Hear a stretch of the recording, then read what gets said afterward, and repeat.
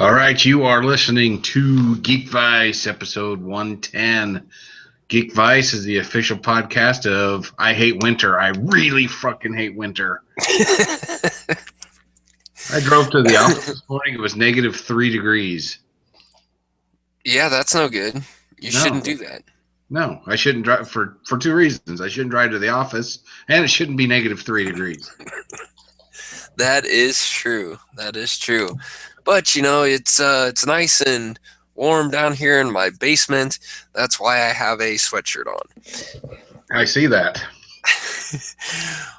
Welcome everybody to Geekvice episode 110, proving that with enough geek, any vice can become a virtue. I'm Morph. That guy over there is Kip. Good evening, Kip. Good evening. How are you doing? We've kind of been away for a little while. We did not record last week. However, there was a new podcast that was put up, so you guys do get to still hear that. So, Kip, what have you been doing on your 2 weeks off? It wasn't 2 weeks off, was it? It's just one. Well, 1 week off.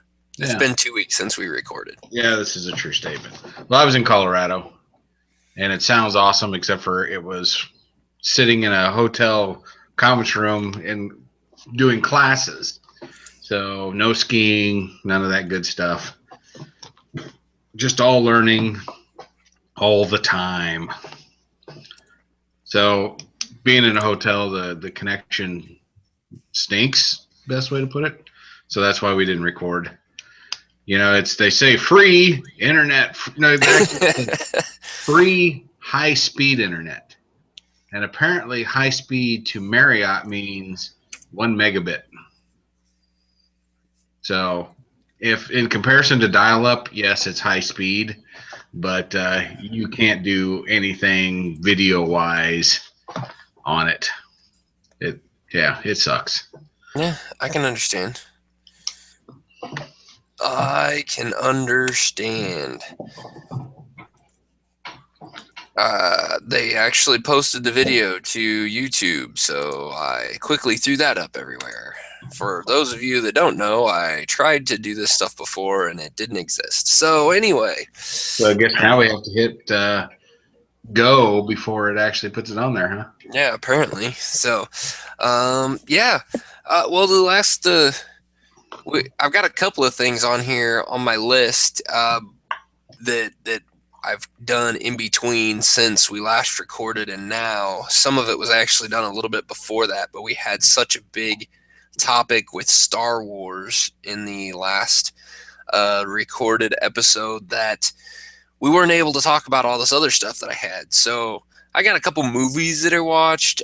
We did have our first official campaign round, I guess, in our 5th edition D&D campaign, where we're running the Tyranny of Dragons storyline, and that was actually really interesting. So, and you got sick. What else could you want? Yeah, I'll apologize now if you hear me coughing or if all of a sudden it just goes dead air, and that's because I hit my mute button so I can cough, because I have the beginnings of bronchitis, so I probably shouldn't even be talking, but what am I doing instead? I'm talking. Well, not only you're talking, you're doing a podcast, which requires extra talking. Yeah, and not coughing in the middle of it. Coughing, so you know. But anyway, our 5th edition D&D campaign started off. We walked in on a village that was being attacked by a dragon. And it's really kind of funny because in this group we've got a couple of people who have played minimal times. We have somebody who played when he was a kid and now is, playing again. And we have somebody who's never played this game before. And of course we get to the top of this hill on our travels, and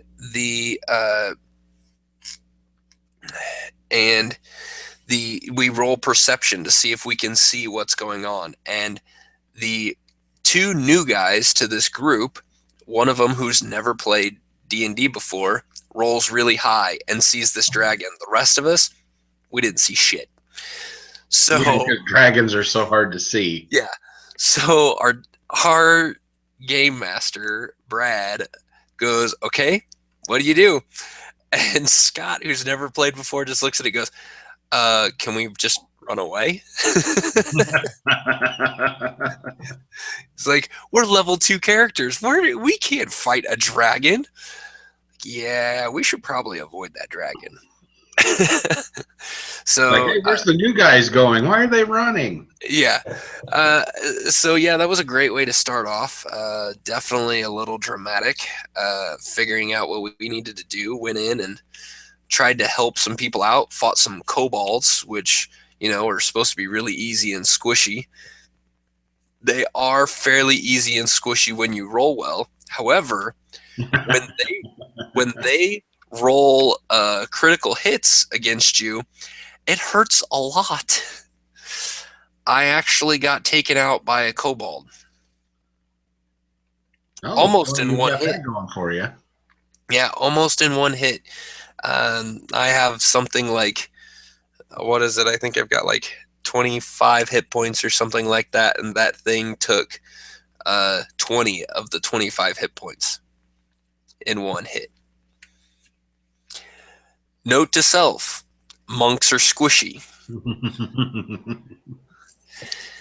Yeah, it was so it was interesting fun. We had a couple of times Scott, our new guy, who's never played before, had one round of combat or one encounter where he sucked so bad at rolling dice. The next encounter, he decided not to attack at all. he just sat in the back. In the corner? Yeah, well, he sat in the back and guarded the kids that we were with. So, thematically it worked out. He kind of kept all the kids calm, didn't attack at all that round. We move forward. We finished that encounter. We move forward a little farther and we get ambushed. And so he decides, well, we got ambushed. He needs to step up and fight. And he almost wiped out all of the bad guys for us. So he has now, in one gaming session, he has felt the pinnacles, the pendulum swing from so bad that it doesn't matter what you roll, you're going to suck, to being the awesome superhero of the group. I told him he's done. He might as well quit. Yeah, you've done everything you're ever going to do in this game. The highest highs, the lowest lows. Exactly. So yeah, it was a lot of fun. We're looking forward to it. Looks like we're going to be trying to play here in a couple weeks. So for our second campaign or our second session. So we'll see how that goes. And then also on the DMD front, I have acquired the Lost Minds of some fancy name with a P in it, which is actually the starter campaign that comes in the starter set for 5th edition. And I am going to try my hand at being the game master for the for my first time, and I'm going to run it for a bunch of kids in the neighborhood. So going to try that out and see how I fail at being a DM, or if maybe it's just I'm just good enough to deal with kids and not adults. I don't know. We'll see. Well, that's the beauty about playing with young children is the story doesn't have to be cohesive. It just has to be interesting enough and let them roll the dice a lot. Yeah, that's kind of what I'm going for. This campaign, I've read through at least the first. There's 3 acts to this campaign. I read through the first act and kind of how that's set up. There's a couple of ambushes and a couple of other things. So some stuff that could definitely catch them off guard. And it's kind of cool though the way I've never really read a pre-made campaign before, and it's kind of interesting because they kind of give you a story hook to get started. But then they also give you like, okay, well, if they kind of give you routes that you can take. So if the party searches for and rolls high enough to find, this, then they can go this way. If they search for it and don't roll high enough, they could find this and they could go this direction. Or if they don't search for it all, then they can go this direction. It's like, oh, interesting. So this will be kind of fun to see what the kids end up doing. And I'm going to try to put a lot of it on them to see, give them lots of choices and try to make it like a choose your own adventure for them so that they don't have to, we'll see how it goes. If they make kind of gameplay decisions on their own without my help, then I'm going to let them do it. But I'm expecting I'm going to have to kind of poke them in certain directions to get them to go. Do me a favor. Yeah. While you're doing this, record some audio. I'm totally serious. That would be awesome to hear. To not only hear you try to be a GM, but also hear how the way the kids take to it and their logic they'll use on some of their decisions. It'd be awesome. Yeah, I might have to try to do that. I'm thinking about using my laptop to be the game board, show it up on my big screen TV so they'll have a map and be able to see the miniatures and that kind of see combat up on the screen. See how that works. If I can pull that off, then I could probably just use I'd be able to use my laptop to record as well. So I might try to have either that, or I think I've got a voice recorder thing on my phone too. I could always try that. I might have to try it. We'll see how that works. Yeah, I think it'd be fun. We could put that up there, and then your sons, can listen to it, when we're all old and dead. Yeah, exactly. Well, I'm sure that he'll love that when he becomes a teenager and brings his first girlfriend to the house. He'll be like, hey, you know what? When Reese was little, he played Dungeons and Dragons, and you want to hear it? It's right here.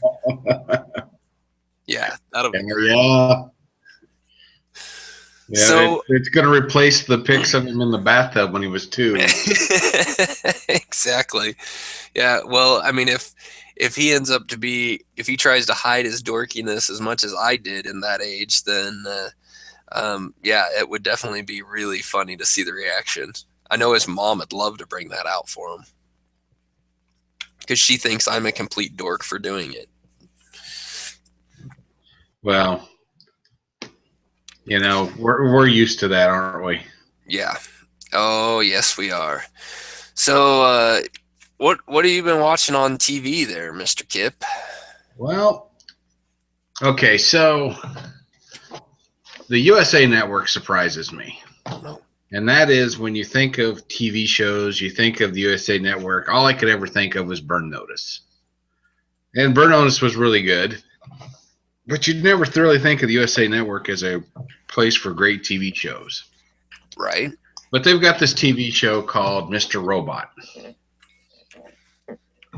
And I've been intrigued by it ever since I heard about it the first time, but we never took the time to watch it. Well, season 1 is on demand on Google Fiber, so we decided let's give it a whirl. And you know what? I really like the TV show. Basically, the title doesn't really give you anything so far. The show is about this hacker guy named Elliot. And he is, to say he's socially awkward is putting it so lightly that it's not even funny. This guy has social anxiety. He's not good with people. He doesn't like being touched.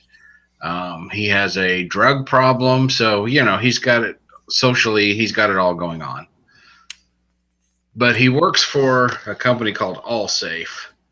That is kind of what it sounds. They are a cybersecurity firm, and their biggest client is E-Corp. And the funny thing about it is, because it's seen kind of through the eyes of this Elliot guy, anytime anybody says E-Corp in the show, it's Evil Corp. Every single time. And it's so pervasive that you don't even notice it anymore. It's like, even when the CEO of E-Corp says Evil Corp, it doesn't even phase you anymore. It's like, well, it's just Evil Corp. But he's caught up in a lot of different storylines. It's amazing what this guy gets into, considering he doesn't like being around people at all. And I'm sure somebody who knows how to do hacking would probably watch this show and say well, this could never happen, or what they just said was gibberish or whatever. But for average computer Joe like myself, it doesn't matter. It could be telling us exactly how to hack something, and I would have no idea. It would be completely lost on me. It's just the fact that he's a hacker just lends to the storyline. If it's actually, factual and this is how you do it, I don't really care. But there's just all this intrigue. He gets involved in this group called F Society, and they're trying to bring down Evil Corps, and they're trying to basically bring the world's financial institutions to their knees. And they kind of bring him on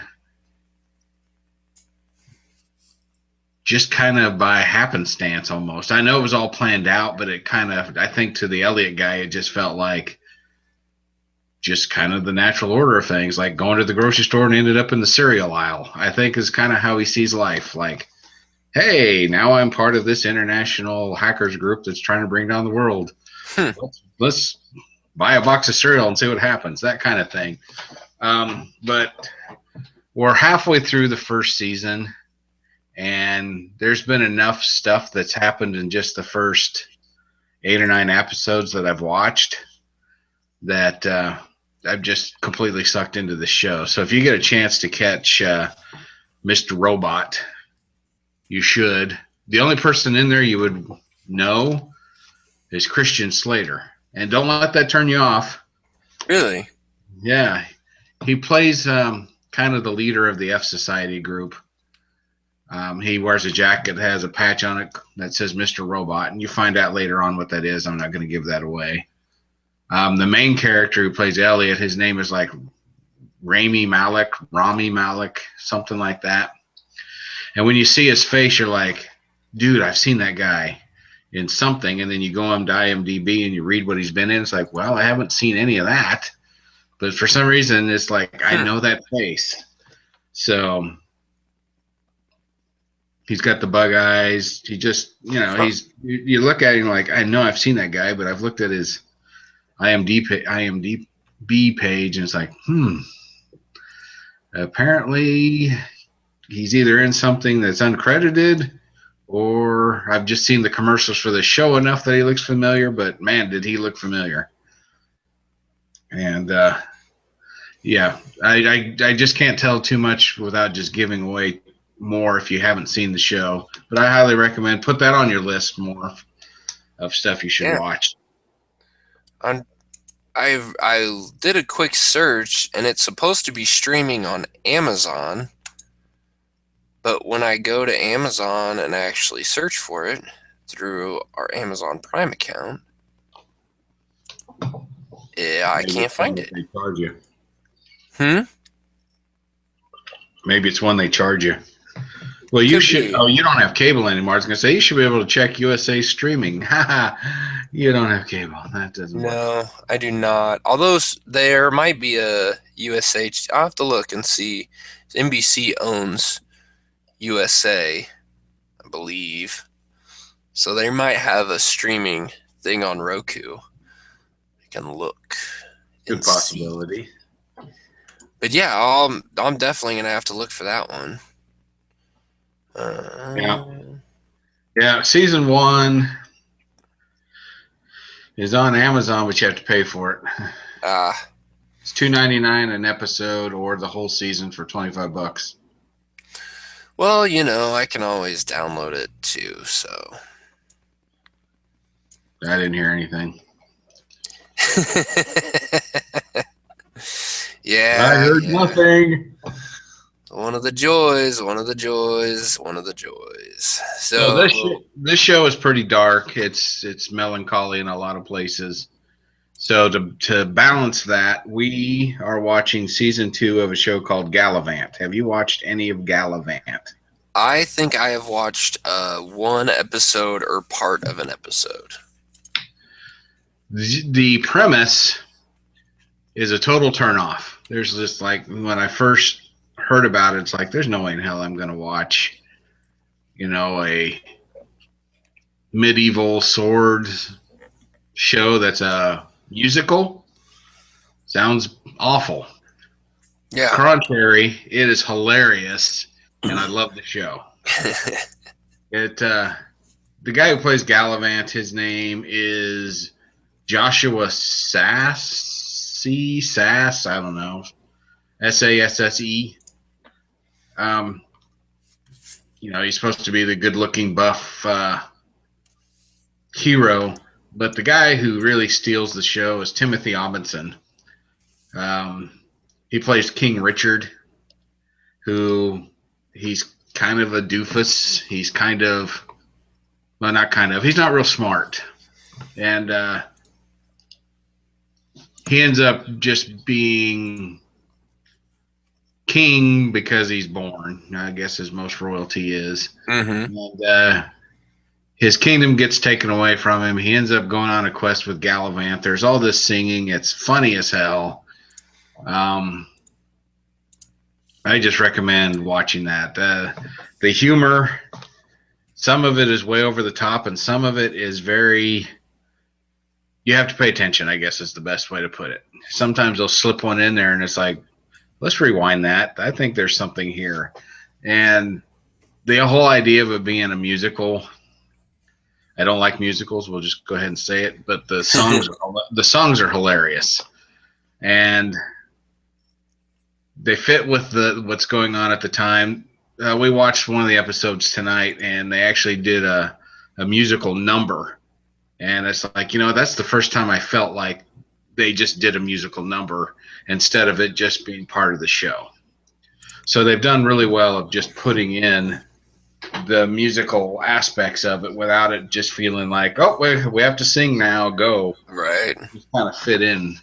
But the show's hilarious. Timothy Robinson is great. Do you know who Timothy Robinson is? I think so.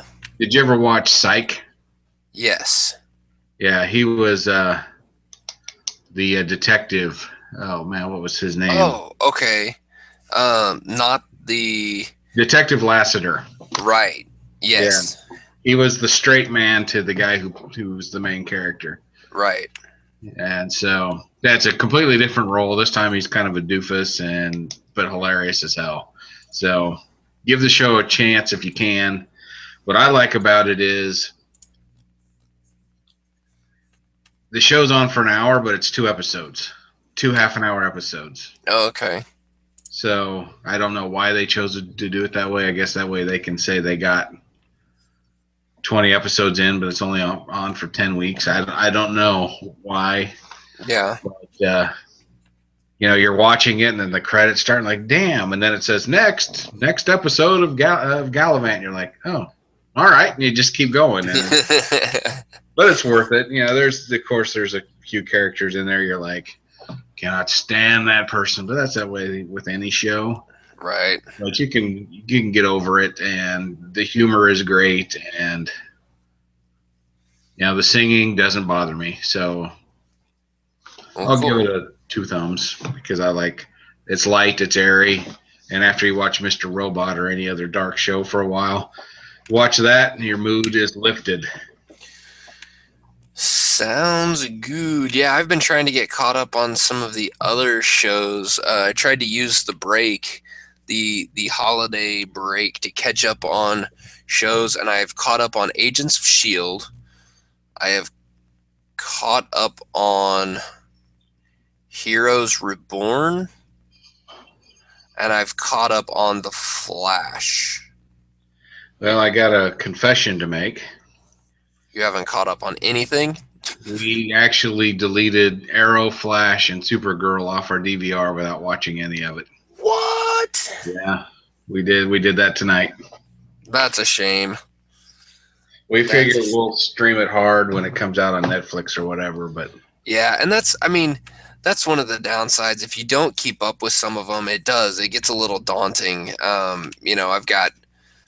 I've got 12 episodes of NCIS, which my wife and I really like. I've got 10 episodes of the Muppets. I've got Limitless and Gotham and Minority Report and some of these that I really want to see, Supergirl and Arrow and the Flash. I even have all of iZombie.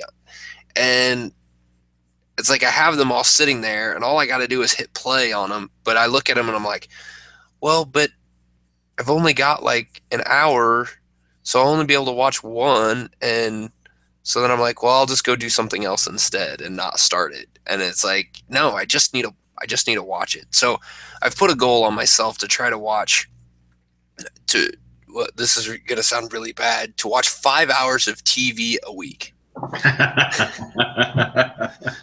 So there might be some nights like tonight I didn't get I'm not going to watch any because we're recording this. So, tomorrow night I might try to watch a couple episodes before I go to bed or, something like that to try to balance this out. But I'm trying to get at least a few episodes. My goal is 5 episodes a week so that I could start getting caught up on some of these things because I want to be caught up. I finally caught up I finished season 2 of The Blacklist, and I know season 3 is going on now and is halfway through, and I'm like, oh, I want to see what's happening, especially when I start seeing, watching football over the weekend, and they started showing previews of the next episode of The Blacklist. I'm like, what the heck? What is going on? Lizzie has blonde hair. I don't understand. So you keep up on that show. That one. I know. So it's like I can't even watch the commercial because I don't know why they're doing it and I want to know more. So it's crazy trying to keep up with everything. So I understand where you're coming from. Yeah, I hated to do it because you keep telling yourself, we'll get to it, and then after a while you realize we're not going to get to it until it's on Netflix or something, and we can just watch the whole thing. I understand. We had some episodes that we missed because Google took a shit one night and all this other stuff. So it's like, let's just boot it and then we'll get it later. I understand. Yeah, well, Flash is actually going pretty good. I'm really liking that. It's a little different take. It's a little darker, a little more brutal, but still pretty good. I'm still liking that. It's kind of fun because you're starting to see Legends of Tomorrow starts this week, actually, the 21st. That's this week, right? Yeah, that's Thursday, isn't it? Thursday, yeah. So Legends of Tomorrow starts on Thursday. So you're starting to see all the characters kind of popping up. I saw Hawk Girl, or kind of the introduction of Hawk Girl, who's going to be in Legends of Tomorrow. I saw her in The Flash. I think I've got a couple episodes that I'm still left before I'm caught up on The Flash, so I'm going to guess that there's some more expansion there.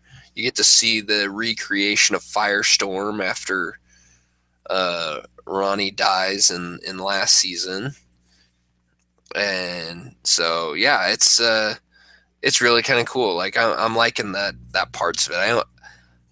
I think that's the geeky, nerdy side of those shows that are really kind of fun. The people watching them that don't know about these other characters or don't know these other shows coming up, don't get anything extra out of them. But I get to go, oh, I know who that is. And I really like that. That just makes me feel like a dork. Yeah. And I like to be a dork. Who doesn't, really? Yeah. Well, and speaking of dorky, my wife decided one night to go rent some movies from the Red Box, and she was looking for some movies. It was one night when it was this was probably 3 weeks ago. It was when we were still on the holiday break with the kids. It was a really cold night, and she wanted to just lay in bed with the kids and watch a movie. Well, the problem was, we didn't really want to watch any of the movies that we already had, so she wanted to go to the store and rent something. So she She rented 3 movies. Only one of them the kids could watch. There was only 2 of those movies that I would watch, and the third one was all just for her. So the first movie, the movie that we watched first with the kids, was a very dorky movie, and I'm not sure the kids really enjoyed it all that much, but they sat through it, so I'll give them that. It was Pixels starring Adam Sandler. Have you seen this movie? I have not. I like the premise. I like the idea, but then as soon as I saw Adam Sandler was in it, I just stopped wanting to see it. It's no Billy Madison, it's no Happy Gilmore, but for somebody who grew up in the 80s and played the 80s video games, it's kind of fun. It's more the innuendos, it's more the just kind of the comments and the things like that. You get to see some, the stereotypical type things going on. It by no means is it any award winning by any stretch of the imagination, but it's funny, it's corny, it's goofy, but it's supposed to be. So, in that kind of sense, he nailed it with that point. But it's not a bad watch if you're paying. I mean, Redbox is what, $1? We watched it one night and returned it the next morning, so it cost us $1 or $1.50 or whatever it is. So it's probably worth that.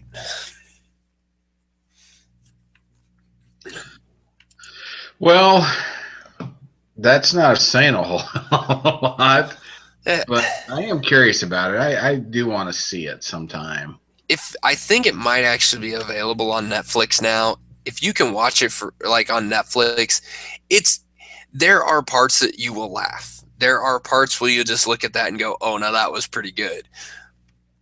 But then there's other parts where you look at it and go, "Okay, I saw this coming, and this is a little lame." Is it one of those where all the funny stuff is in the trailer, or is there actually more than that? There's probably a little bit more than that. Some of the funny parts are actually the way Adam Sandler's character kind of is, the way the movie starts with him, and then how he interacts with some of the other people is really kind of funny. It's his interaction with the female lead in it is actually made me laugh several times just because of I just remember that it's almost like childish humor. It's the, I don't know, the Billy, trying to recreate the Billy Madison, Happy Gilmore type humor, the dick and fart jokes, the blatant innuendos, it's that kind of, it's Adam Sandler back at what he did, to make a name for himself. Did he get to punch anybody in the face? Because that seems to be one of his trademarks. No, I don't think he did. I don't think there was any face punching. But lots and lots and lots of sexual innuendos. So I'm good with that. Yeah. I live my life that way. Yeah, exactly. So after that movie, we put the kids to bed, and then we watched a movie that is definitely not for kids, called Trainwreck, which I think you talked about on this show once before, right? Yeah. You have seen this one, by Amy Schumer. Loved it. Absolutely hilarious. I will echo your sentiments. This is a great movie, very funny, and very deserving of the R rating. Yeah. Especially all the scenes with John Cena in them. Yes, and his lines are just incredibly funny.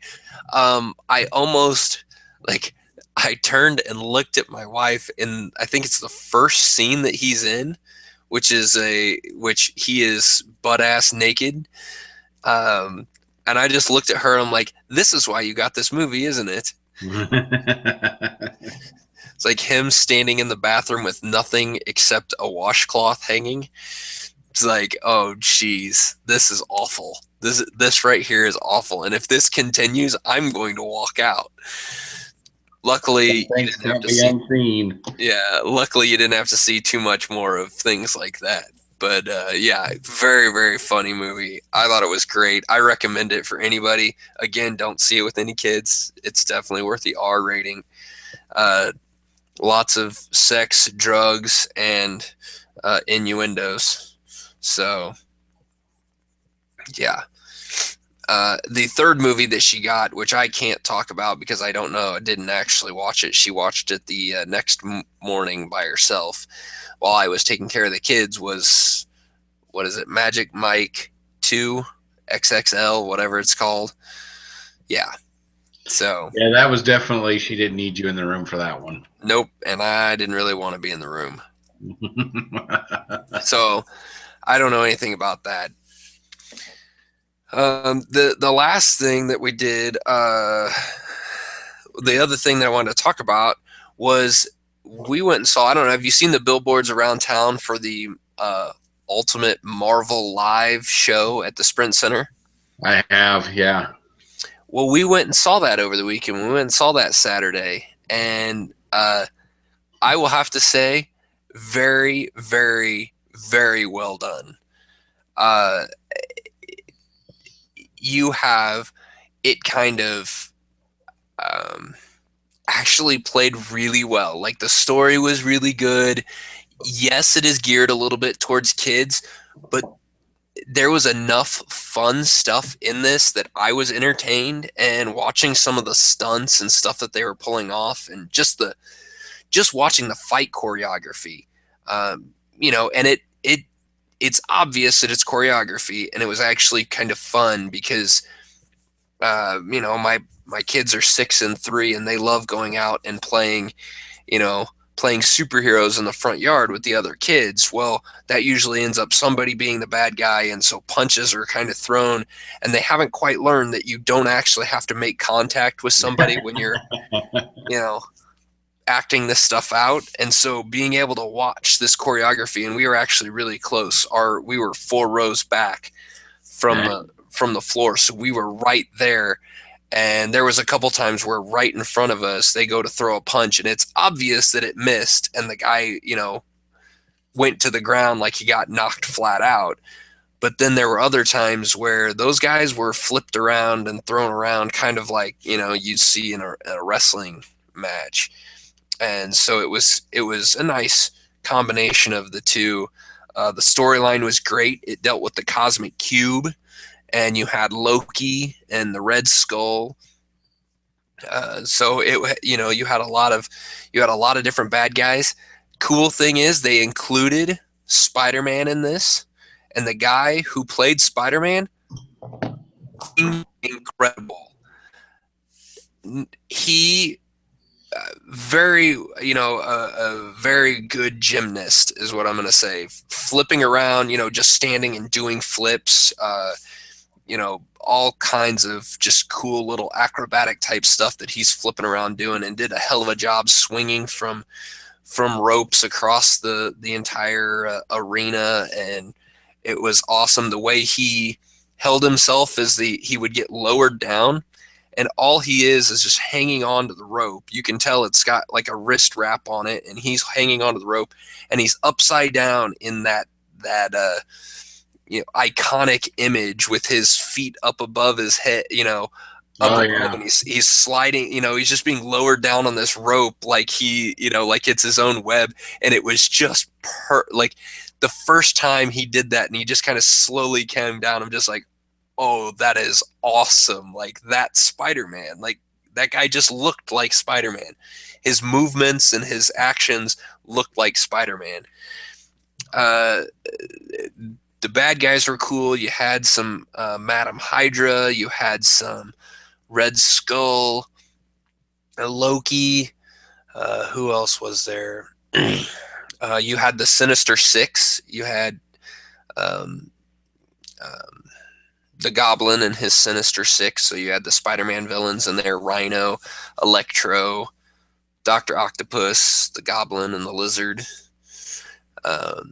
So So that was kind of fun. You got to see those. You had heroes like Thor and Iron Man, Captain America, Black Widow, Hawkeye, Spider-Man, Falcon was in there, which that one was a little. The Falcon didn't necessarily need to be in there. You could tell they were just kind of rounding out the group. Um, that was kind of the weak spot. They had Bruce Banner in there. They did have 3 mutants in there. They had Cyclops, Storm, and Wolverine, and they tied the mutant gene into this whole story. So that was really kind of nice to see, considering Marvel's, all their movies and everything else haven't been able to include the idea of X-Men being part of this world. So it was kind of fun to see that. The one downside to the whole thing was they had Bruce Banner, and there was a guy that could play Bruce Banner. But in order to be the Hulk, they wanted him, kind of like the movies. He needed to be bigger than everybody else. So they did it fairly well where Bruce ends up getting ganged up on, and it happens right at the end. So you don't have to see the Hulk out there for very long, which is probably good. But he gets ganged up on, and then all of a sudden he comes out as the Hulk, which you can tell is a guy in a almost like a big oversized puppet. So the hands don't make fists, they're permanently in one position, and the arms don't have hinges and movement to them. They're kind of stuck like this, and you can tell that the guy controlling it is only going up to like an elbow, and he's just able to only do very limited movements and motion. You could tell he's walking around on like stilts type thing inside this. So it was very cumbersome, and you could tell that the Hulk wasn't really, it looked fake. Yeah, it'd be tough to do. They almost really, what they really needed was something more like the Hulk TV show with Lou Ferrigno. That's what they really needed out of it. Just, you don't have to make him larger than life. You just have to make him look, like he's super strong. You don't have to make him humongous. You just have to give him that appearance. So I think they could have done that a little bit better, but for the kids, and all that the kids really mattered, the kids loved it. They thought it was great. They walked out of there super stoked, super excited. So that was a lot of fun, and they were glad. I was glad to get to take them, and my wife even looked at me afterwards, and she's like, well worth it. We also got to see some cosplay, believe it or not, going to Marvel Live. Nice. There was a couple of guys who had a couple of kids with them. One of the older, one of the adult males was dressed up as Thor with the long blonde wig and the hat, the helmet, the winged helmet and everything. Looked really good, and it was kind of fun watching the other kids that we're in line with to get in, and they see him standing there, and they're like, oh, it's Thor, and the guy was even nice enough to come over and actually talk to the kids that were you could see him pointing at them, and he would go up and talk to them and shake their hand and, do that kind of stuff with them. So it was really kind of fun to see that interaction. It kind of brought that, that not all geeks are bad type thing. Not all cosplayers are antisocial people. It was really good to see that and kind of show my wife a different side of that. She looks at, she doesn't really see a whole lot of that. She sees the stuff on TV or the stuff where people, that stereotypical, well, those people are just dorks. Yeah, so she sees the dorky side of it. She doesn't get to see the good stuff. And we got to see some of the dorky side too. There was we were sitting there waiting for, just right before the show was going to start, there was a girl come walking down, and she was dressed in a very revealing Captain America, a female Captain America costume, with a tutu that barely covered anything. And So my wife looked at that and was like, really? She's like, oh, well, she's just, she's here by herself. That's even worse. But then realized that, nope, she wasn't here by herself. Her husband was wearing a full spandex Captain America outfit, and was not the type of person who should be wearing a spandex Captain America outfit. I gotcha. And then they had a kid with them too who was dressed up as Captain America as well. That was cute and adorable because kids dressing up as superheroes are cute and adorable. Sometimes other people should not dress up, but what are you gonna do? Yeah, well, that happens way too much. Yeah, it does. Not even in cosplay all the time. It's just sometimes you go somewhere, it's like, you probably shouldn't have worn that, but that's okay. Yeah, that is true. Well, that's all I got for topics tonight. You got anything else you want to throw out there before I go into this next item? Well, I am very happy to say that I can see again. Oh, that's good. Well, I went to the eye doctor. Last time I was at the eye doctor was 2012, so it'd been a little while. And the last time I was there, they said you're probably going to need bifocals. That could be why I haven't gone since 2012. But and yes, I did need bifocals, but I ended up doing 2 pairs of glasses instead. One for distance and these for reading. Nice. And the distance ones they were supposed to put in my old frames today.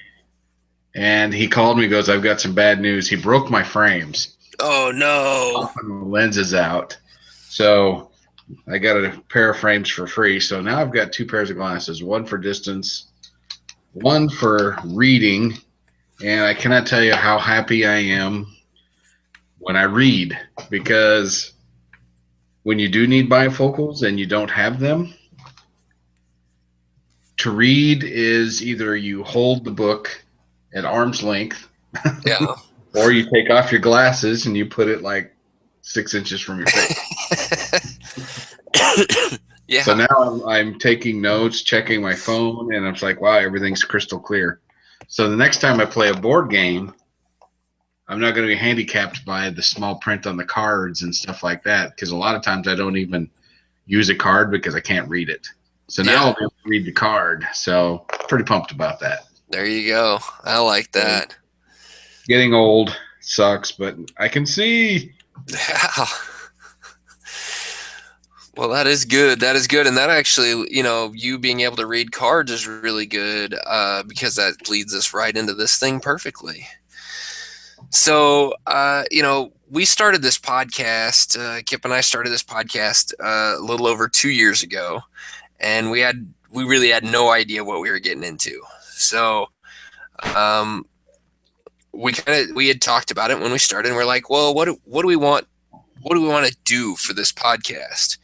And Kip really wanted to record us playing board games. We wanted to create a video component to the show and be able to talk about board games because Kip has a passion for board games. And we thought, we both were like, yes, that is awesome. Let's do that. And then we realized, yeah, that's a lot harder to do than just sit and play board games. True statement. Will Wheaton makes it look so easy on tabletop. And when you stop and think about the number of people that he has in the background working on setting up cameras and running different camera angles and recording multiple hours worth of footage and then editing together so you can watch it in a 45-minute, segment on their YouTube channel, that is a lot more work and takes a lot more knowledge than either one of the two guys on this podcast have. Absolutely right. So we kind of decided to take it in the direction we've been on, which is, doing a lot of reviews and talking about different stuff that we've been doing, which has kind of geared us into, we talk a lot about TV shows, we talk a lot about movies, a little less on board games because none of us really get to play board games all that much. A little less on video games because, again, we don't spend a whole lot of time playing video games. Plus, when I do, I play the same one over and over and over again. So, which is what I've been doing too. I finished Act 1. I finally finished Act 1 of Pillars of Eternity. So that's always good. But but what we've kind of been doing some research, and we want to expand in this next year and upcoming years. We want to expand our YouTube channel. We really have only been using YouTube to basically as a backup for all these podcasts. I know there's some people out there that watch these on YouTube, and we appreciate that. But for the most part, we've just been recording these. We record these through Google Hangouts, which automatically uploads them to YouTube. So it's one less thing for us to have to deal with. And it's nice. Well, if you've... Uh-oh, I didn't get the cough switch fast enough for that one. If you've been to our YouTube channel here in the last few days, you'll notice some changes. You'll notice I've created some playlists for two podcasts. That's right, 2. There's 2 podcasts on there. One is for Geekvice, which 110 episodes and counting, and then the other podcast that we have on there is called Geekfecta. It's one that Bill Sininger, one of the founders of Prolific Games, pitched to us. And so between the 4 of us, John Harris, Bill, Kip, and myself, there's usually at least 2, sometimes 3, and sometimes all 4 of us on there talking about our favorites and least favorites in certain genres. And so all those videos, I guess all but one of those videos are up there for you guys to go check out, listen to, like, comment on as you feel the need. But the other thing that we're going to try to do in the future, and some of this is going to come, require some help from all of our listeners out there, but we're going to try to add a little bit more on the video component of our show. We have found a way to record, do some video capture on our computers. We've found been introduced to a program called Vassal Engine, which is basically a virtual tabletop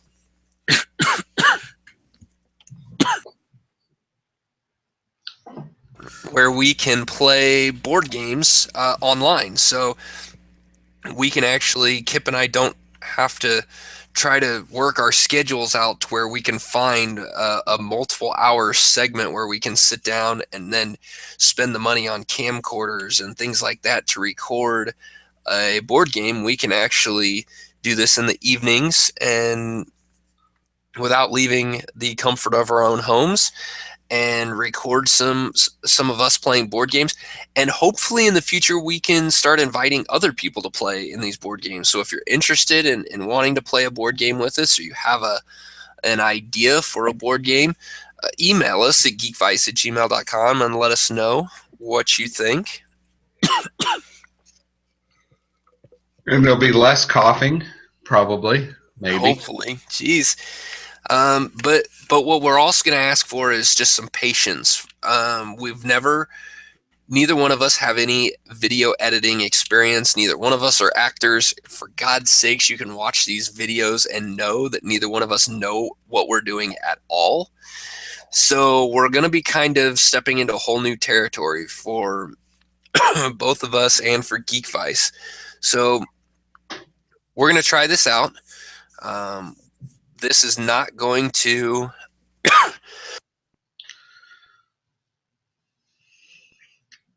We're going to get the guy some throat lozenges for the next recording. God, I was doing so good through all of this thing up until now. I recommend whiskey. Yeah, that's exactly what I need. I need to make me a hot toddy before next week, right before the show. The but this is not going to change Geekvice as you know it. This podcast will still be here. We will still be doing this weekly. I'm going to try to start our first attempt at a board game is going to be the game Legendary, a Marvel deck building card game. Did you just mess up your cards again? Probably. You know what? Way to go, dipshit. Did this before in the pre-show and messed up all my cards inside there. Anyway, I've gone through. I've played this game multiple times now. We got this over Christmas. My son and I have been playing this, and actually we're playing this right before that we started recording. And I love this game. I think it's a blast. What I'm going to try to do this week is record a rules session. It'll be a video rules session. You'll be able to see the board. You'll be able to see the cards. I'll show you how to set it up and kind of how the game plays. And then Kip and I are going to try to play this game and record it. And we'll have our commentary, and you can see us play this game. And we're going to try that out and see how that works. Feel free to laugh at us, because I'm sure, you know what, we'll be forced to play by the rules, I think. Not necessarily. Oh, really? So we can still do the Kip screwing up the rules thing, huh? Yeah, I mean, the vassal thing does not. There are no rules built into there. So if you do something that you don't like, you can undo it. You can put cards in the wrong spot, and it doesn't know any better. So it'll be interesting. It'll be interesting to see. We'll try it out and see how it goes. Neither one of us have played this game through the Vassal engine. Neither one of us have ever played any games on Vassal. So we're going to try this out, see how it goes. But what we need from you guys is we need some ideas for other board games that you guys would like to see. We would like some people that would be interested in playing games with us, because some of the games that we want to play, we can't play just the two of us. We're going to need some additional people. So if you're interested in any of that, email us, geekvice@gmail.com. Hit us up. We also need your help to get the word out. We can't do this stuff without fans and followers backing us. So all the people that listen to this, we appreciate it.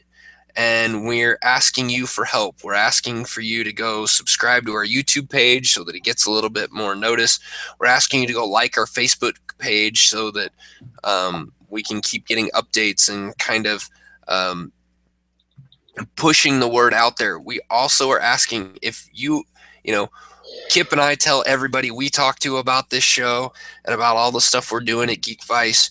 So we need you guys to help us out by telling everybody If you like what we're doing, tell somebody, and hopefully, if you tell two people and then one of those two people tell two people, then we can kind of grow this thing up. And the more followers and fans, subscribers that we get on the YouTube page, the more likes we get on Facebook, the more chances we are going to be able to do more stuff.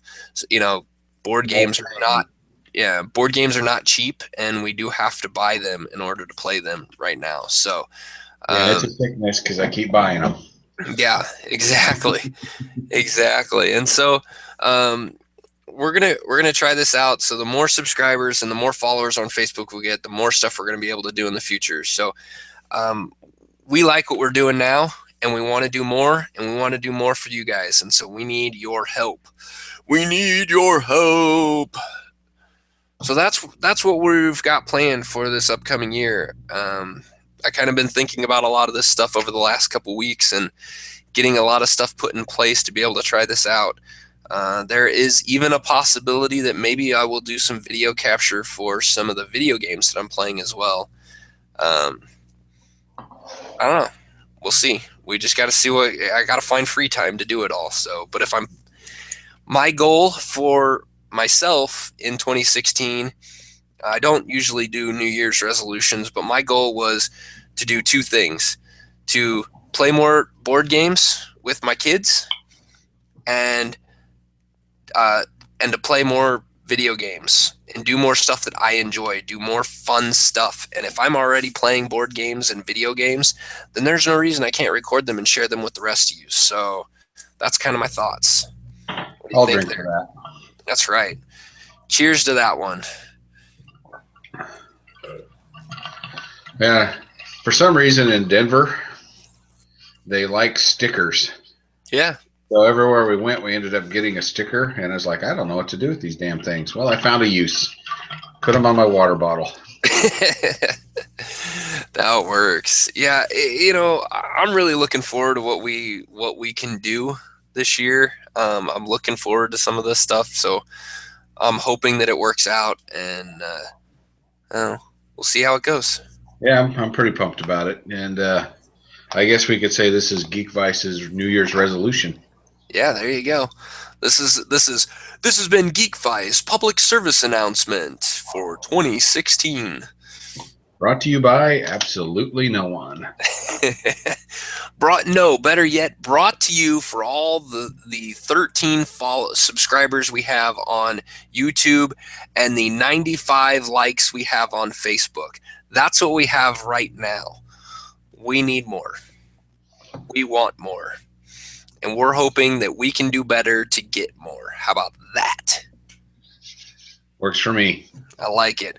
All right, everybody, let's get out of here. You guys enjoy your evenings. Check us out on our blog at geekvice.blogspot.com. Again, follow us on Google Plus and Facebook. Just search for Geekvice. You can follow us on Twitter. That man over there at Kip Killigan. Myself at Geekvice. And, of course, you can always email us at geekvice@gmail.com. Thanks for listening to our ramblings, and we will see you next week. Later.